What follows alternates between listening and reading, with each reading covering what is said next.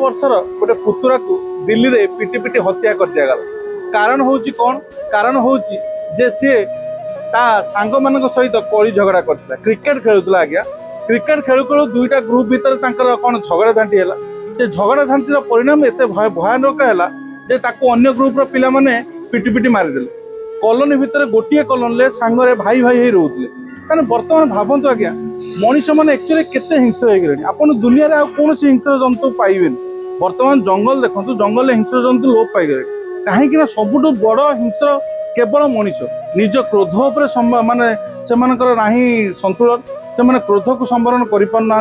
ता सहित वर्तमान समय जो गैंग देखा कॉलेज कॉलेज पिला माने निशा खाई गैंग देखा जे मु गोटे ग्रुप रो सी गोटे ग्रुप रो ये गोटे गैंग रो सी गोटे गैंग रो गैंग गैंग भितर तांकर झगड़ा झांटी चलुची। ये गोटे निरीह छुआर जीवन चलीगला।